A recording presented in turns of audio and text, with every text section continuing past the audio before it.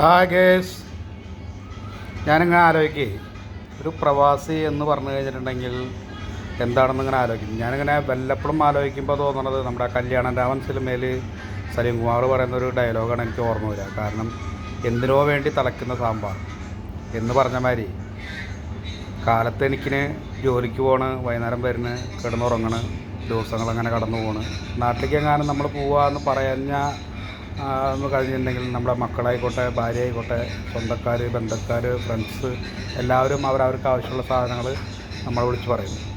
പിന്നെ അതിലെനിക്ക് വേറിട്ട കാഴ്ചപ്പാട് കൂടെ തോന്നിയിട്ടുള്ളത് അമ്മയാണ്. കാരണം മോൻ സുഖമായിട്ട് വന്നാൽ മതി എന്ന് പറയുന്നൊരു വാചകം, അല്ലാതെ എനിക്ക് ഒന്നും വേണമെന്ന് പറയുന്നൊരു അമ്മമാരാരും അങ്ങനെ ഇരിക്കുന്നത് കൊണ്ടുപോകാൻ എന്ന് പറയുന്നത് ഞാൻ കേട്ടിട്ടില്ല. ഒന്നത് പിന്നെ ഇടയ്ക്ക് ഇങ്ങനെ ആലോചിക്കും, നമ്മൾ ഈ റോഡ് സൈഡിലൊക്കെ കണ്ടിട്ടില്ലേ ചില മരങ്ങൾ, കാരണം കാറ്റത്തും മഴയത്തും വെയിലത്തും ഇങ്ങനെ ഒരാളുടെ കെയറിങ്ങില്ലാതെ നിൽക്കുന്ന മരങ്ങളുണ്ട്, മറ്റുള്ള ആൾക്കാർക്ക് തണലായിട്ട്.